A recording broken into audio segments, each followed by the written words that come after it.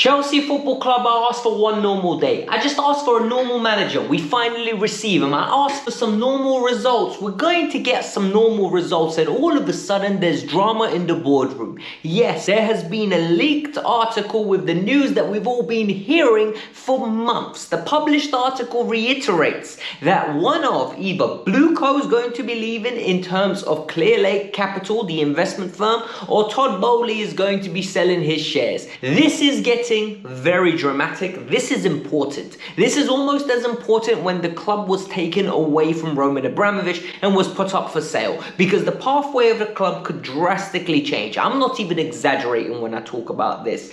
Then we've got news regarding Enzo Fernández. Enzo Fernández had an excellent man of the match performance against Chile, where Argentina won 3-0, and we need to talk about the negativity surrounding the player consistently about his performances and how people have unrealistic expectations. And finally, Leslie Ogochukwu, who's on loan, hasn't got any minutes, and Andres Santos has had minutes at Strasbourg and is ranked as the best midfielder in the first 3 games in the top 5 leagues in Europe. Yes, I'll explain that in more detail, but before we get started, like I always say, what's the first thing you do when you come home? You wash your hands. So hit that like button, because that's what you're meant to do when you come to the Kavkas View. You hit the like button. It's the best way to support the channel, and if you're new, subscribe.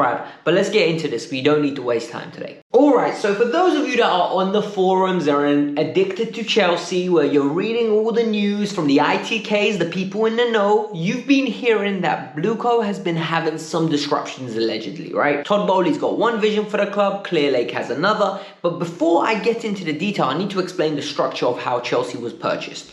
40% is owned by 3 individuals. An individual called Vice, another individual that I don't know his name because you never hear about him, and 13% for Todd Boehly. The other 60% is owned by Clearlake Capital, which is an investment fund which has 2 people in charge of Chelsea Football Club on their end, Boehly and Feliciano. Now that you've got the background of this, you understand how the makeup of the structure of the club is. But what you need to understand is, what we've been hearing is 2 different perspectives. Boehly wants to be an individual that wants to get the big names, go after tournaments, go after trophies, and that's the notion that we got out of him. Clearlake Capital are looking more from an investment bank standpoint. They want sustainability, they want profit, and they want the club to be long-term successful.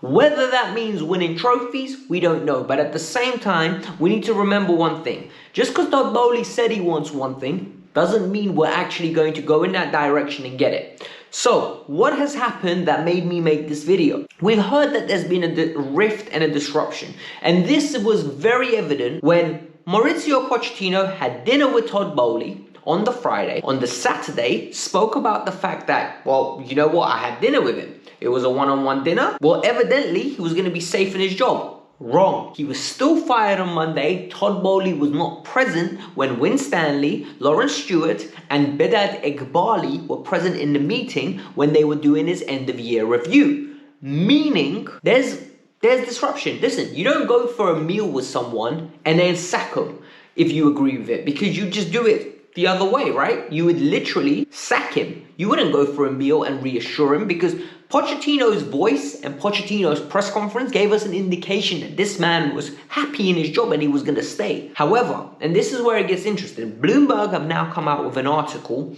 that is reiterating that there's been a rift within the Chelsea boardroom. Todd Boehly will either have to purchase more of the club and get full ownership, or he'll look to sell his shares. The same thing was said with Clearlake Capital. However, Matt Law has now come out and said Clearlake are not interested in selling Chelsea. If anything, it's the opposite. They are keen to get bigger control of the club. Guys, Todd Boehly is going, and I'm going to explain to you why. This entity, Clearlake Capital, has 60%, and they're an entity that is a hedge fund. They've got a lot more resources than Todd Boehly has. I think Todd Boehly's net worth, last time I checked, was 13 billion, if I'm not mistaken. So yes, he can most probably purchase it, but the reality is, does he want to spend and buy out the remainder of Chelsea's portion that he has. It's going to cost him like 1.5 billion. He's going to have to raise that capital somewhere else and then has to fund the club. For me, this is bad news. And people are going to say, why? Which side are you on? I don't know which side I'm on.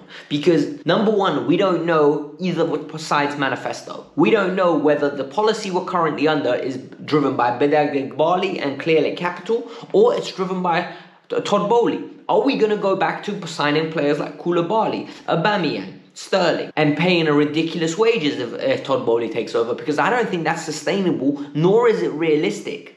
I kind of like the policy that we're working on at the moment. The only thing that I don't like about it is the fact that sometimes I wanted more experience, but towards the end of the window, they got me Joao Felix, they got me Pedro Neto, they've got me Jadon Sancho. This is the caliber of players I want coming to Chelsea. Would I love a Kylian Mbappe? Of course I would. Would I love a Michael Elise paying the crazy wages of Victor Osimhen like some of you would like?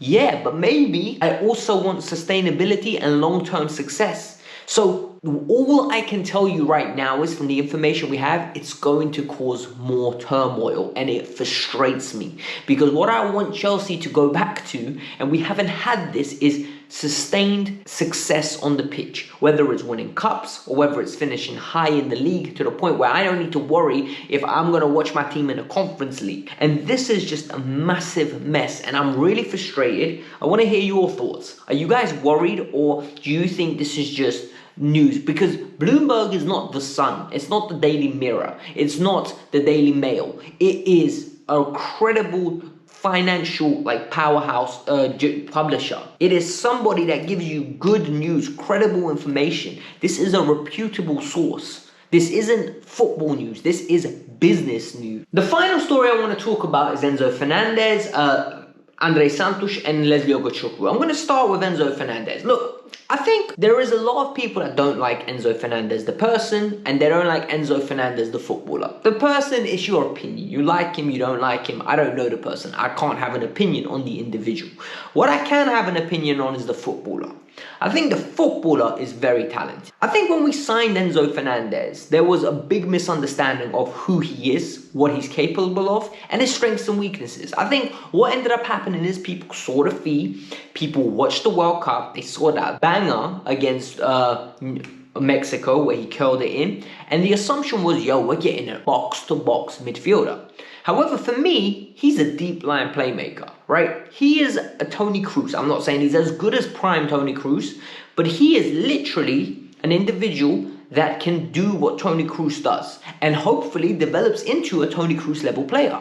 And for me, yesterday, I highlighted it again. Against Chile, 3-0 victory for Argentina. He had like 77 passes out of 88 completed. He won so many tackles. I think it was 7 recoveries and 8 interceptions. The numbers are on the screen. Statistically, he had a monster game. And like I said in the tweet, I didn't stay up till 2 a.m. to watch it, but I watched the highlights and I watched the compilation. He looked wavy. Like, this is the player that people want him to be. So my question is, what are Chelsea doing wrong?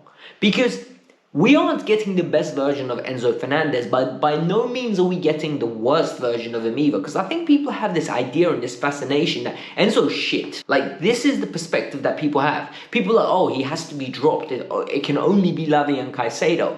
And for me now, what's really annoying me is Lavia's being brought up to a pedestal where I don't think he needs to be.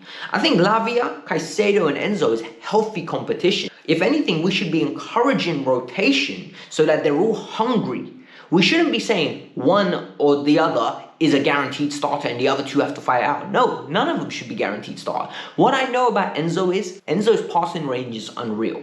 Enzo lacks physicality, and in transition, that is exploited. And the minute that's exploited, people notice it. However, what Enzo has is an abundance of talent in his passing range. He's very tenacious in duels when they're close proximity. So in a Thomas Tuchel system where they defend with 3 and have 2, he would be absolutely amazing. He would keep the ball ticking. He would be doing what Pavlovic was doing for that team for Bayern Munich last season. However, People don't want to see that, and they're very negative about him. I like the player. I'm backing the player.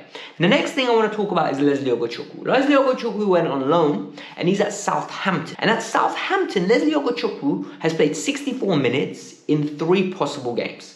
I've seen this script before. I'm not panicking, but I am frustrated, and I really hope this changes quick, because I saw this script when André Santos went to Nottingham Forest, played hardly anything apart from EFL Cup game. They get knocked out. André Santos wastes time until January and doesn't play any football.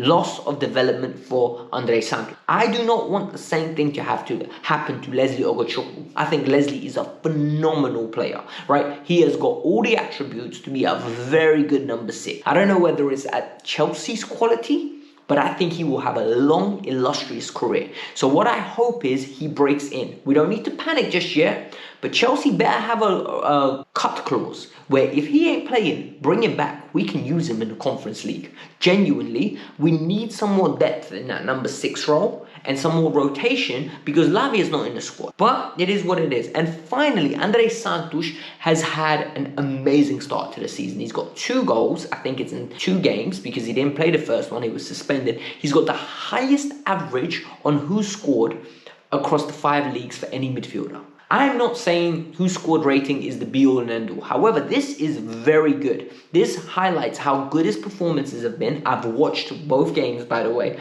I do like watching Strasbourg. I don't watch them live, but I catch up on the games purely because I've got so much stocks in André Santos. I think this guy is absolutely phenomenal. He can attack. He can defend. He's tenacious in the tackle. He's very mobile. And what I like about him, he's got a knack for getting a goal by getting into the box from set pieces and late runs into the box. This guy has got it all. I'm telling you now, if he has one good season where he absolutely smashes it the way he is smashing it at Strasbourg, they get European football next year, he can come back to Chelsea and fight Lavia, Caicedo and Enzo for a spot. People are underestimating the ability of this kid. Do not underestimate him. And what I want him to do is smash it, come back and demand a vital role. Chelsea will not want to lose him. They will sign him up onto a new contract. This will be another Levi Colwill situation where the fans are not going to allow him to leave because they will riot. And for me, this is amazing news. So what I want from you lot is hit that like button if you enjoyed the video, subscribe to the channel, and let me know your thoughts. Peace out, I'm out. Have a lovely day.